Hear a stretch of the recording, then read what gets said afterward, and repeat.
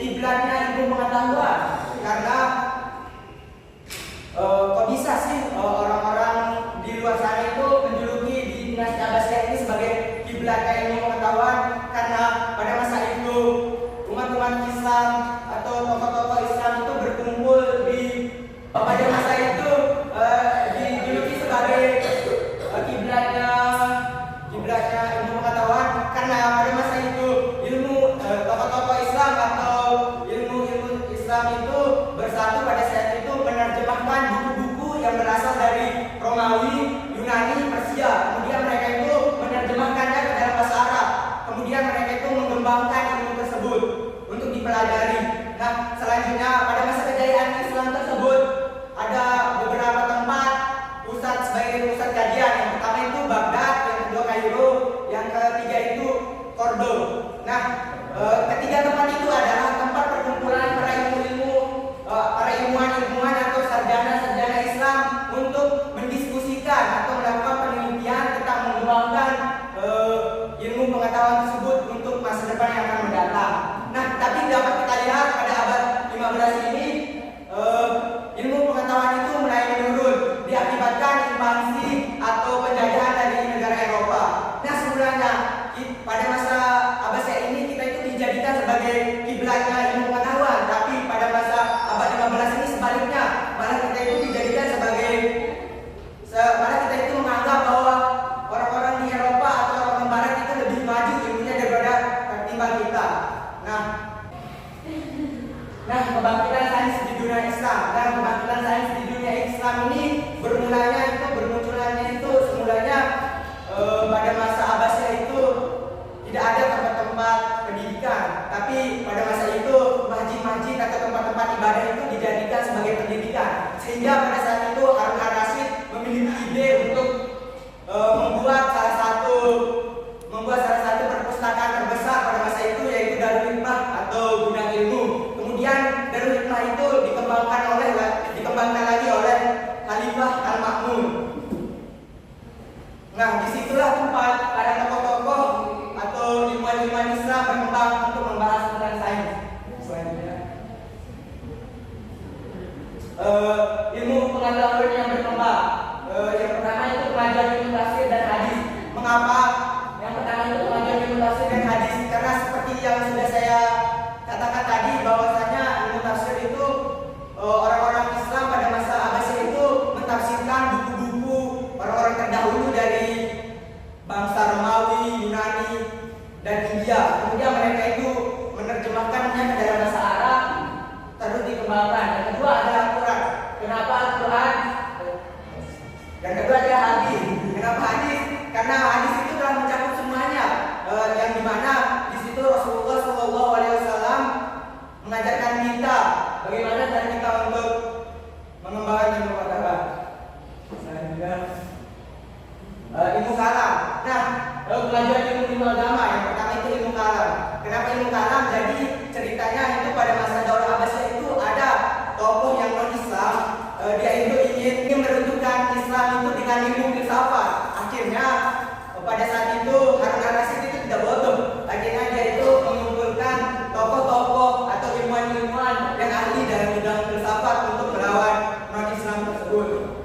Yang kedua itu ilmu fikih. Nah, kenapa ilmu fikih? Kan kita dapat lihat ilmu fikih sekarang itu yang 4 mazhab: Hambali, Hanafi, Syafi'i, Maliki kan. Nah, jadi itu kita masih pelajari kan sampai sekarang. Itulah sumber-sumber pengetahuan yang ada di Islam. Selanjutnya ilmu tasawuf. Nah, ilmu tasawuf ini lebih condong kepada beribadah kepada Allah, yang dimana pada saat itu kalau orang-orang Islam itu ingin memiliki ilmu pengetahuan yang lebih, pasti terutama kita kan berdoa kepada Allah. Tiga kemajuan di bidang ilmu pengetahuan. Yang pertama itu ilmu kedokteran dan farmasi. Jadi pada masa Daulah Abbasiyah itu mereka itu Harun ar-Rasyid itu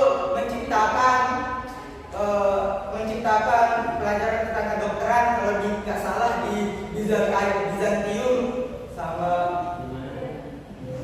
kalau tidak salah di Bizantium. Kemudian mereka itu menerjemahkan buku-buku tentang kedokteran yang menerjemahkannya ke dalam bahasa Arab. Kemudian mereka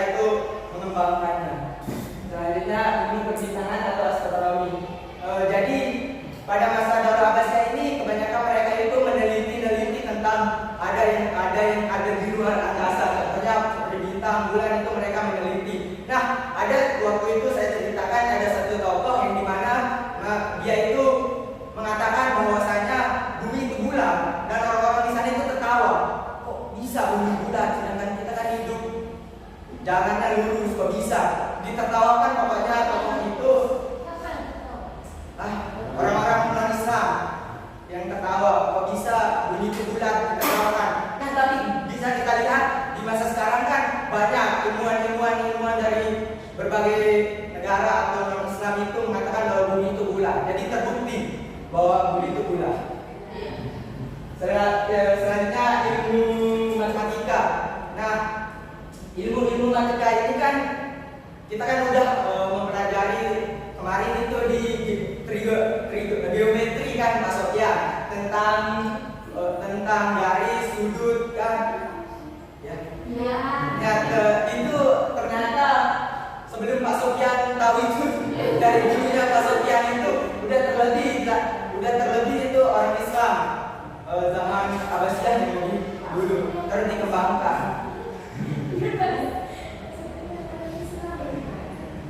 Yang terakhir yang selanjutnya ilmu filsafat.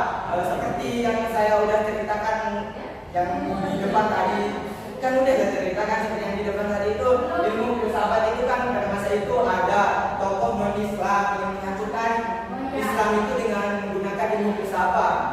Seperti Yunani kan dia dikenal sebagai ahli filsafat.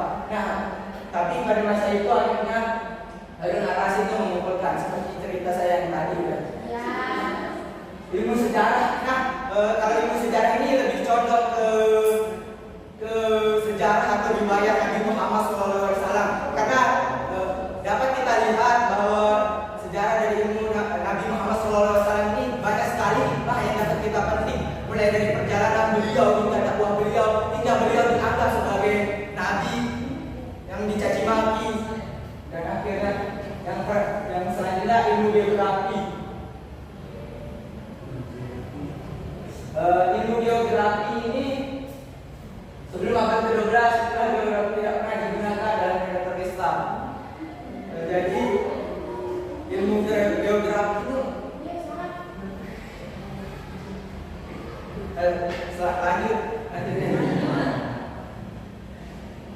selanjutnya sumbangan Islam terhadap sains.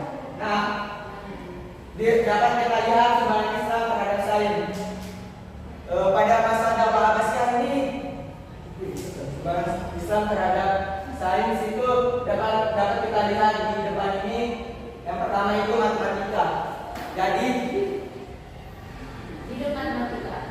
Seperti jurusan kita ini matematika. Jadi dulu itu matematika Al-Khawarizmi itu menerjemahkan buku-buku yang ada di Romawi, Persia, Yunani. Nah, sehingga kita kan sekarang itu mempelajari tentang angka-angka Romawi.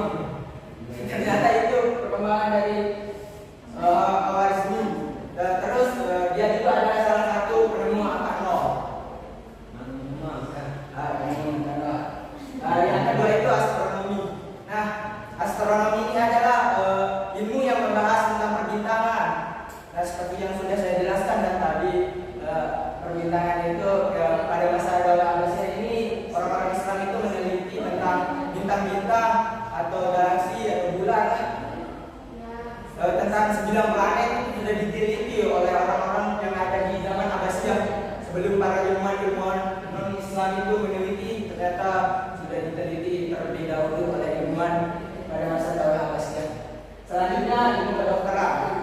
Nah, kedokteran ini adalah salah satu tokoh yang bernama Ibnu Sina. Jadi Ibnu Sina ini adalah salah satu tokoh ilmu kedokteran. Dia itu menghitung jantung kita itu, denyut jantung itu berapa kali per detik gitu. Itulah dia yang dihitung oleh Ibnu Sina ini yang terakhir dunia. Nah, jadi di dunia ini ada waktu itu tokohnya namanya Jabal bin Hayy. Nah,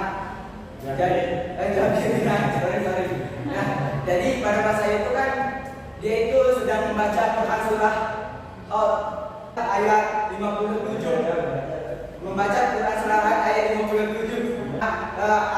Surah 57 ayat 26 sampai ayat 25 sampai 26. Nah, pada masa itu kan artinya saya bacakan ya. Artinya itu kami artinya kan enggak saya menciptakan besi begitu sempurna. Nah, jadi Jibril bin Hayyan ini penasaran setelah membaca Quran surah Al-Had ayat surah 57 ayat 25 sampai 26 ini. Kemudian dia kan penasaran. Akhirnya waktu itu dia itu membawa besi ke laboratoriumnya untuk diteliti. Ternyata benar Allah itu mengistimewakan besi.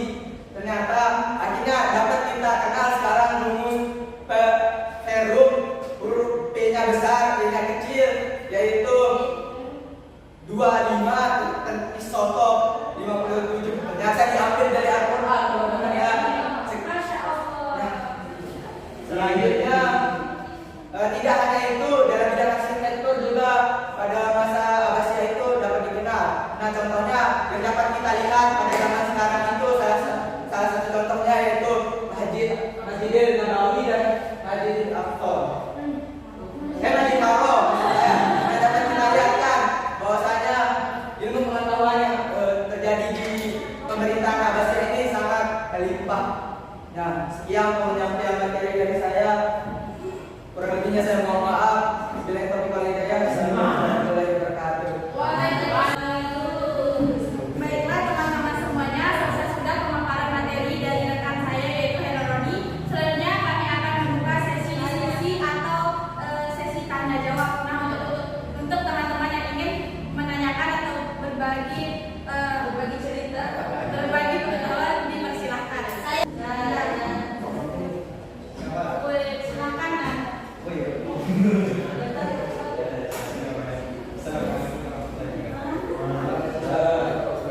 Jelaskan apa dampak negatif dari perkembangan sains di dunia Islam pada masa dinasti Abbasiyah.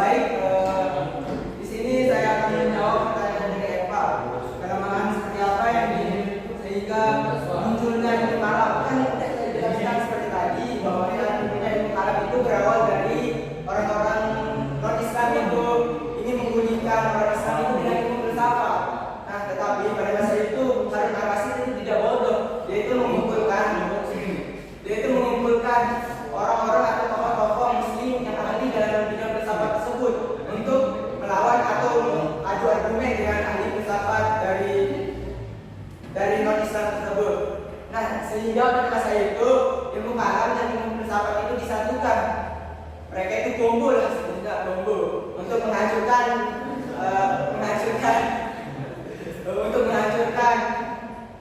orang-orang non-Islam. Sekian jawaban dari saya. Silakan apabila ada teman-teman yang ingin menambahkan. Silakan. Ilmu kalam atau teologi rasional adalah disiplin ilmu yang berkembang pada masa jahiliyah yang dibentuk Islam sebagai usaha untuk menjawab berbagai pertanyaan filosofis dan teologis tentang agama Islam.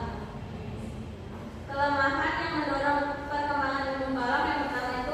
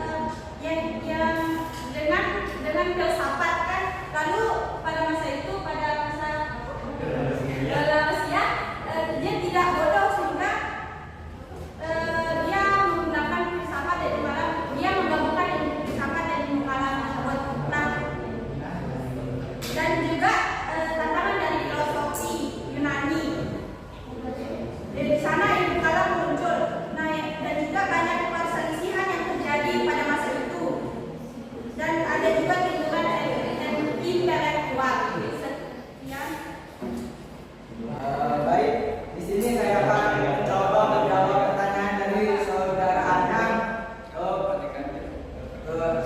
Beratakan seperti yang dijelaskan, berkembangkan, menafsirkan ilmu-ilmu dari Yunani, berarti perkembangan Yunani itu lebih maju daripada Islam, kan?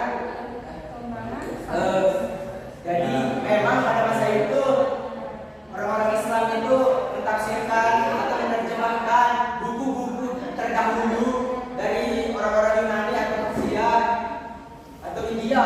Itu mereka itu mentafsirkan atau menerjemahkan. Nah, kemudian memang pada saat itu mereka kan mentafsirkan, kemudian mereka itu mengembangkan lagi. Nah, setelah itu tapi saya kan sudah saya bilang tidak hanya itu saja tempat ilmu pengetahuan yang dihasilkan oleh orang Islam. Kan saya sebutkan tadi ada Al-Quran dan hadis. Yang paling utama adalah Al-Quran dan hadis, di mana di Al-Quran dan hadis itu semua ilmu yang ada di dunia ini sudah mencakup di Al-Quran dan hadis. Contoh, kita mau kedokteran sudah ada di Al-Quran, mau kimia sudah ada, matematika sudah ada. Nah, jadi orang-orang Islam itu mentafsirkan buku-buku karangan dari orang-orang Romawi dan orang-orang Persia pada saat itu hanya untuk sekedar menggabungkannya saja dengan Al-Quran, membandingkannya. Kemudian mereka itu mengembangkannya sehingga kita kan sekarang belajar di matematika itu hasil perkembangan dari Al-Quran yang berisikan. Sekian jawaban dari saya. Silakan apabila ada yang ingin menambahkan. Jika tidak ada, jadi kenapa pada masa itu ditafsirkan dari Yunani kan? Karena pada masa itu ilmuwan itu dia itu menafsirkan berbagai macam buku-buku terdahulu yaitu dari bangsa Yunani, Romawi dan Persia. Dan dari situ dia dapat mengembangkan ilmu pengetahuan dan juga tidak terlepas dari Al-Quran dan hadis. Sekian. Langsung saja saya akan menjawab pertanyaan dari Lunanda. Jelaskan apa dampak negatif perkembangan sains pada masa dinasti Abbasiyah. Jadi walaupun pada masa dinasti Abbasiyah itu maju dengan ilmu pengetahuan atau sainsnya, juga ada memiliki dampak negatif. Jadi pada masa itu kan di dinasti Abbasiyah ini ada 14 khalifah yang berpimpin. Pada saat itu dari Muawiyah bin Abi Sufyan sampai yang terakhir itu yang ke-14 itu Umar bin Abdul Aziz II. Nah, dari semua tokoh tersebut yang 14 ini pastinya ada kekurangan dan kelebihan. Nah, jadi pada masa itu terjadi, kalau nggak salah, pada saya pernah baca buku di pas saya MTS itu SKI itu, kalau nggak salah itu terjadi perpecahan belah pada masa perpecahan belah antara sesama Islam pada masa itu, sehingga pada saat itu membuat Islam mengalami kemunduran. Tapi untung pada saat itu ada Harun al-Rasyid. Dia itu Harun al-Rasyid ini adalah salah satu khalifah yang sangat berjasa bagi umat Islam, karena dia itu mampu yang semulanya umat Islam pada masa itu berpecah belah karena kekuasaan dan karena kasta waktu itu juga karena kasta. Itu menurut saya dampak negatifnya. Terus untuk ada Harun al-Rasyid yang bisa mengembalikan semuanya itu sama Umar bin Abdul Aziz II dan Al-Makmun. Itulah tiga khalifah yang bisa membuat Indonesia yang membuat Islam kembali bangkit. Sekian. Islam atau abad setelah Eropa sekitar pada abad ke-7 hingga abad ke-13. Nah, terjadi perkembangan ilmu pengetahuan yang besar di dunia Islam. Namun perkembangan sains pada masa tersebut juga memiliki dampak negatif. Di antaranya itu yang pertama, ketertinggalan intelektual. Perkembangan sains pada masa tersebut lebih fokus pada mempelajari dan menafsirkan karya-karya kuno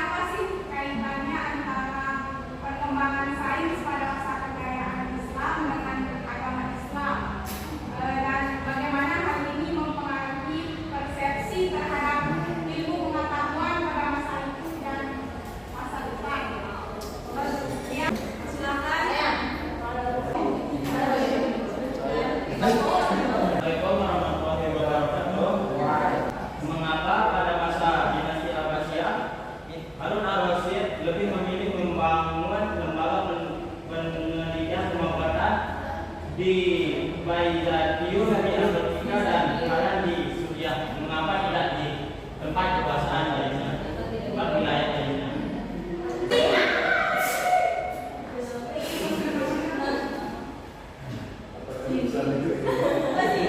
Silakan. Memberikan contoh perilaku apa saja yang mencerminkan perkembangan Islam pada masa kejayaan Said dalam kehidupan sehari-hari.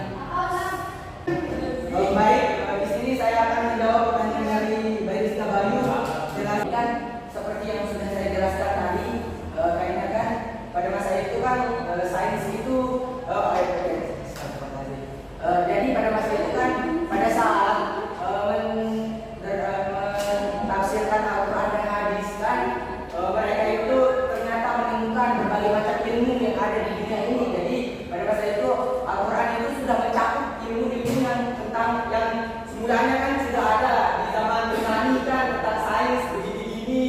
Nah tetapi sebelumnya itu di Al-Quran itu sebenarnya sudah ada terlebih dahulu sebelum buku-buku yang ada di Romawi. Nah kaitannya sama masa sampai masa sekarang, masa depan. Ya Al-Quran juga seperti kata Pak Sanusi dulu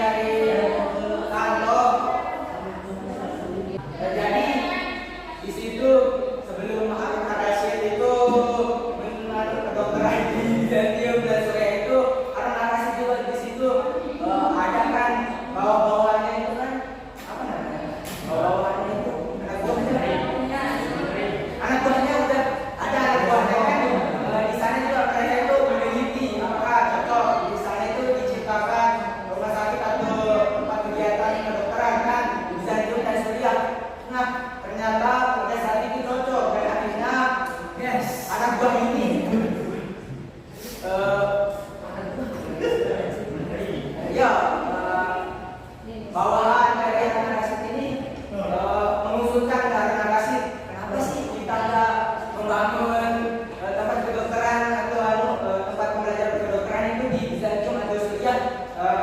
Dua daerah tersebut juga berdekatan dan di sana itu rata-rata orang Muslim semua. Nah, kalau